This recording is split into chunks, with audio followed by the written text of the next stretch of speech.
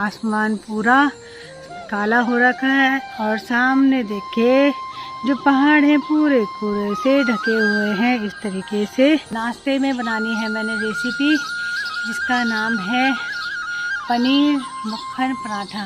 मैंने पनीर पूरी कद्दूकस कर दी इस तरीके से। पनीर के परांठे के लिए प्याज को इस तरीके से कद्दूकस कर दिया है। मैंने यहाँ पे पूरे मसाले डाल दिए हैं। तो ये है कि आज अपने ही घर की चीज़ों की बनेगी चटनी। तो चटनी कितनी बढ़िया लग रही है, तैयार हो चुकी है और अब ये तो बढ़िया स्वाद भी देगी। हेलो गाइस, मनोविश ब्लॉग में आप सभी का स्वागत है। आप सभी को मेरा प्यार भरा प्रणाम। मैं देवभूमि उत्तराखंड के पौड़ी जिले के श्रीनगर क्षेत्र से आशा करती हूँ आप लोग स्वस्थ होंगे, बढ़िया होंगे। तो आज की ब्लॉगिंग की शुरुआत हो रही है मेरी सुबह के लगभग 7 बजे से। तो अभी मौसम की बात की जाए तो मौसम देखिए इस तरीके का बना हुआ है। आसमान पूरा काला हो रखा है और सामने देखिए जो पहाड़ हैं पूरे कोहरे से ढके हुए हैं इस तरीके से। तो आज तो सूर्य भगवान जी ने अभी हमें दर्शन भी नहीं दिए हैं और पहाड़ों का इस तरीके का नज़ारा धुंध में छाए हुए दिखाई दे रहा है। और अभी तो देखते हैं कोहरा हटता है कब तक। और मुझे लग रहा है आज तो पूरा बारिश का मौसम बना हुआ है। इस तरीके से देखिए क्या काले बादल हो रखे हैं पूरे आसमान को घेरते हुए। और यहाँ पे सामने का नज़ारा इस तरीके से देखने के लिए मिल रहा है। और सामने देखिए यहाँ पे पहाड़ों में किस तरीके से पेड़ लगे हुए हैं लाइन बारी से। और इधर की साइड तो कोहरा छाया हुआ है पहाड़ में। तो अभी तो पूरे कोहरे से ढके हुए पहाड़ नज़र आ रहे हैं। तो 7 बजे का टाइम जो है इस तरीके से नज़र आ रहा है। देखिए बहुत ही सुंदर सा नज़ारा देखने के लिए मिल रहा है पहाड़ों का। मैंने आप लोग का आज का मौसम दिखाया कि धुंध तो छाई हुई है, साथ में ये हो रखा है कि बादलों ने आसमान को घेर रखा है। तो बारिश की संभावना लग रही है क्योंकि काले काले बादल भी हो रखे हैं। और मैं आज की रेसिपी बनाऊंगी वो भी आप लोग को दिखाऊंगी। और नाश्ते में बनानी है मैंने रेसिपी जिसका नाम है पनीर मक्खन पराठा। तो पनीर मक्खन पराठा होता है बहुत ही स्वादिष्ट। और उसके साथ मैंने बनानी है टमाटर और प्याज की चटनी, वो भी मैं आप लोग को दिखाऊंगी। तो दोनों चीज़ देखिएगा मैं किस तरीके से बनाती हूँ। तो अभी मैं जाती हूँ अपने किचन में। अभी तो मैं आ गई अपने किचन में और मैंने तैयारी करनी है पनीर के परांठे को बनाने की। तो ये मैंने एक पैकेट ले रखा है पनीर का। और अब मैं किस तरीके से बनाती हूँ पनीर वो भी आप लोग को दिखाऊंगी। तो अभी मैंने पनीर को इस तरीके से ले लिया है और धो भी लिया है पनीर को। तो अब मैंने सबसे पहले पनीर को करना है कद्दूकस। तो ये प्लेट मैंने ली और कद्दूकस करूँगी मैं इसको। तो कद्दूकस करना है मैंने मोटी वाली साइड से ताकि पता भी चले कि पनीर का परांठा बना रही हूँ मैं। तो इस तरीके से मैं पनीर को कद्दूकस करूँगी। कद्दूकस करने में ये होता है कि बढ़िया तरीके से मैश हो जाती है पनीर। तो ये थोड़ा सा इसका हिस्सा टूट गया था, मैं थोड़ा इस तरीके से करूँगी। पहले पनीर को आधे पीस में कर दूंगी, तो उसके बाद आराम से कद्दूकस करूंगी इस तरीके से। तो जब मैं कद्दूकस करूंगी तो हार्डपन नहीं रहेगा कद्दूकस करने से। देखिए इस तरीके से। और कई बार ऐसा होता है कि हम लोग इस तरीके से करते हैं तो पनीर एकदम से हार्ड सी लगती है। जब हम भरेंगे तो कहीं कहीं पे आती है, कहीं पे नहीं आती है, तो ढल्ले से बन जाते हैं उसके। तो ऐसे कद्दूकस करने में क्या होता है कि पूरी पनीर फैल जाती है अच्छे से। तो मैं इस तरीके से पूरे पनीर को कद्दूकस कर दूंगी। तो मैंने पनीर पूरी कद्दूकस कर दी इस तरीके से। और अब इसके साथ में कद्दूकस करूंगी प्याज को। तो मैं पूरा एक प्याज कद्दूकस करूंगी। तो यहाँ पे मैंने एक प्लेट ले रखी है और कद्दूकस मैं करूंगी मोटी वाली साइड से प्याज का। तो प्याज मैंने 2 हिस्से से काटा है इस तरीके से। तो एक प्याज कद्दूकस करके डालेंगे तो वही काफ़ी होगा। पर ये है कि उसके 2 हिस्से कर लीजिएगा। तो इससे क्या होगा कि कद्दूकस भी बढ़िया तरीके से हो जाएगा। अब बहुत से लोग क्या करते हैं पनीर के परांठे में प्याज को काट के भी डालते हैं, वो भी ठीक है। पर मैं इसलिए कर रही हूँ कद्दूकस ताकि हमारे परांठे फटे ना इस तरीके से। और जो थोड़े छोटे छोटे ये चीज जो छूट जाती है प्याज की, तो ये कद्दूकस नहीं हो पाता है, तो इसको मैं बारीक बारीक काटूंगी, तो साइड पे रख देती हूँ तरीके से। तो एक तरह पूरे प्याज को कर दूंगी कद्दूकस। तो मैंने पनीर के परांठे के लिए प्याज को इस तरीके से कद्दूकस कर दिया है, और जो छोटे छोटे प्याज कद्दूकस नहीं हुआ था तो उसको मैंने इस तरीके से काट भी दिया है। और मैंने पनीर के साथ इसलिए नहीं किया कद्दूकस क्योंकि अभी तो प्याज पानी छोड़ेगा, ये देखिए। तो मैंने प्याज को निचोड़ना है तब इसमें डालना है, क्योंकि अभी मैंने इसको रख देना है साइड में प्याज को। और ये जो पनीर मैंने कद्दूकस करी हुई है इसमें मैं मिलाऊंगी मसाले, और प्याज को सबसे लास्ट में निचोड़ के डालूंगी इसमें। सबसे पहले तो मैं डालूंगी गरम मसाला इतना, फिर उसके बाद डालूंगी मैं पिसा हुआ धनिया। जो जो मसाले आपके पास रहेंगे उसको डालिएगा। उसके बाद मैं थोड़ी सी हल्दी, ज़्यादा भी नहीं डाल रही हूँ, और थोड़ी सी लाल मिर्च इस तरीके से, और थोड़ा सा मैं डालूंगी जीरा स्वाद के लिए इस तरीके से। और मैंने डालना है थोड़ी सी ये अपनी ही खेत की कस्तूरी मेथी, तो इस तरीके से डाल दूंगी, स्वाद और ज़्यादा बढ़ जाएगा। और स्वाद अनुसार ही डालना है सब चीज़, और नमक भी मैं थोड़ा स्वाद अनुसार ही डालूंगी ताकि नमक ज़्यादा ना हो। और इस तरीके से मैं मिलाऊंगी। और ये देखिए मैंने यहाँ पे मिला दिया है। और हमारी क्यारी की जो हरी मिर्च है वो भी मैं काट के डालूंगी इसमें। तो हरी मिर्च को देखिए इस तरीके से काटना है बारीक बारीक में। और जो हमारी क्यारी की हरी मिर्चें हैं वो बहुत ही तेज लग रही हैं, तब इसलिए मैं डालूंगी। 4 मिर्चें डाल रही हूँ, पर मीडियम मीडियम साइज की है, ज़्यादा बड़ी नहीं है, ऐसे साइज की है। मैं आप लोग को दिखाई तो ये देखिए 2 तो मैंने काट दिए। अगर ज़्यादा बड़ी होती तब तो मैंने 2 ही काटनी थी, तो इतनी छोटी वाली मैंने 4 ही काटी है।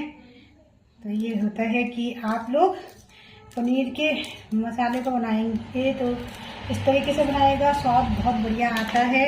और प्याज मैंने आप लोग को बताया है कि पहले ही नहीं डालिएगा, फिर आपके पराठे तो बिल्कुल ही फटेंगे क्योंकि प्याज छोड़ देगा पानी। तो मैंने यहाँ पे पूरे मसाले डाल दिए हैं।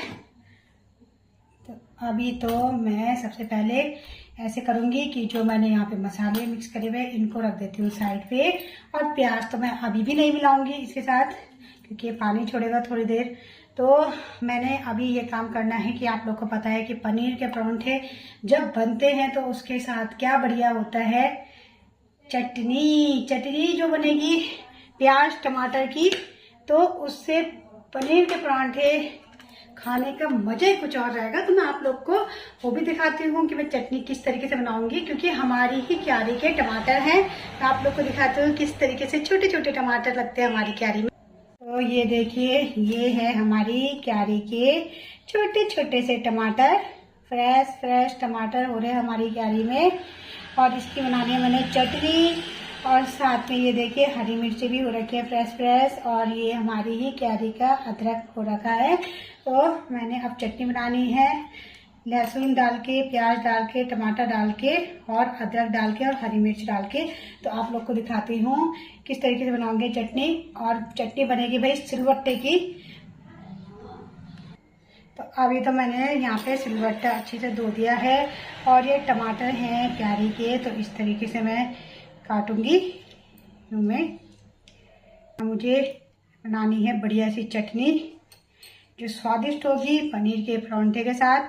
तो परांठे तो भाई गरम गरम खाने में ही मज़ा आता है, इसलिए अगर मैं पहले परांठा बनाऊंगी तो जब तक चटनी बनेगी तब तक तो परांठा पूरा ठंडा हो जाएगा।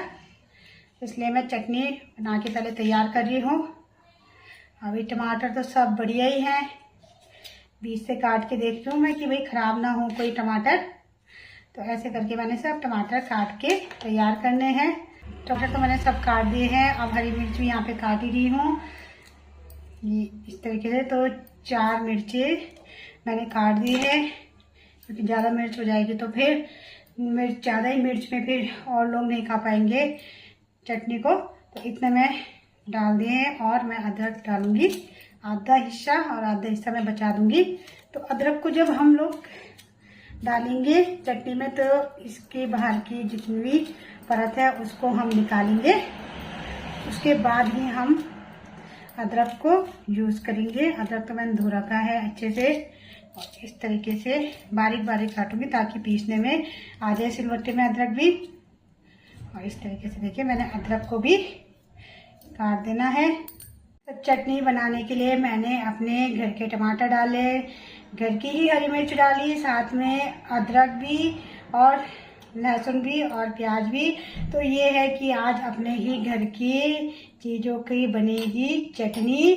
तो अभी तो मैंने इसमें डालना है स्वाद अनुसार नमक। ये काला नमक डाल रही हूँ मैं, क्योंकि काले नमक का स्वाद बहुत बढ़िया आता है चटनी में। तो यहाँ पे थोड़ा सा पिसा हुआ धनिया और थोड़ी सी पिसी हुई हल्दी, ज़्यादा भी नहीं डालनी है। और हरी मिर्च तो मैंने डाली है, इसमें मिर्च नहीं डालूंगी। और साथ में ये डालूंगी मैं जीरा, जीरे से स्वाद बढ़िया आ जाता है। और अब मैं करती हूँ तैयारी चटनी को पीसने की। तो इस तरीके से, क्योंकि ये है जितने हमारे घर के टमाटर हैं इन पे बहुत ज़्यादा तरी है, तो इसलिए मैं पानी नहीं डाल रही हूँ। इस तरीके से बनाऊंगी तो आप लोग को दिख ही रहा होगा कितने सारा पानी छोड़ रहा है टमाटर, बहुत ज़्यादा। देखिए, तो आज तो मज़ा ही आ जाएगा खट्टे मीठे टमाटरों की फ्रेश फ्रेश चटनी। तो ये देखिए टमाटर की चटनी तो बनके हो गई है बढ़िया तरीके से तैयार। और अभी मैं निकालूंगी इसे इस कटोरी में। तो इस तरीके से डाल देती हूँ यहाँ पे। और मैंने तो 2 बारी पीसा चटनी को, क्योंकि ये एक बारी में पीसते नहीं है, तो 2 बारी पीसा है। और ये देखिए चटनी कितनी बढ़िया लग रही है, तैयार हो चुकी है। और अब ये तो बढ़िया स्वाद भी देगी पनीर के परांठों के साथ। तो अब मैं इसको रख देती हूँ साइड में और अब तैयारी करती हूँ पनीर के परांठे बनाने की। अभी तो मुझे पनीर के परांठे बनाने के लिए सबसे पहले मुझे आटा गूंदना है, तो मैं आटा भी गूंद लेती हूँ। तो मैंने पनीर का परांठे की तो मैंने पनीर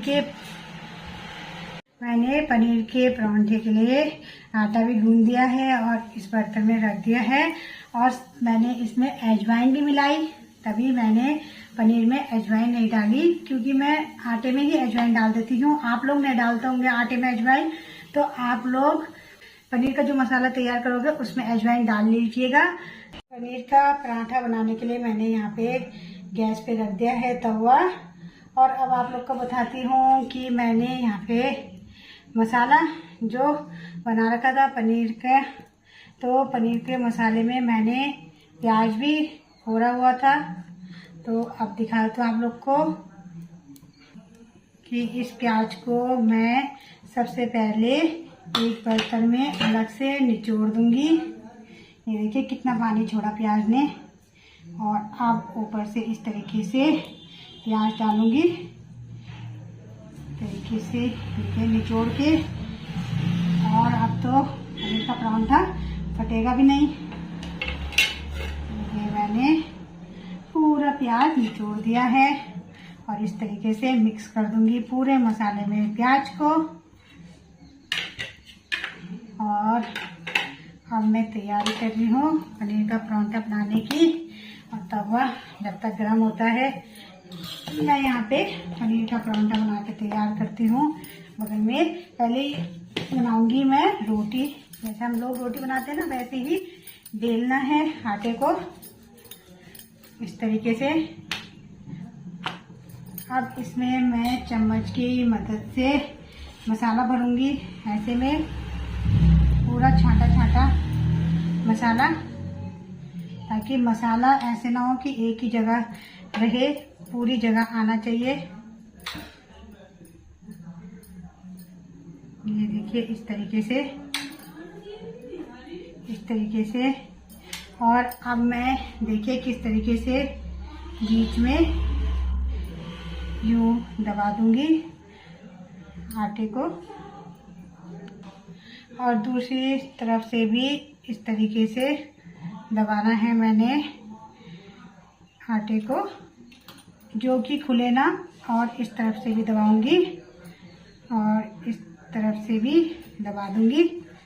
बढ़िया तरीके से शेप देनी है, ट्रायंगल में बनाना है मैंने पराठा।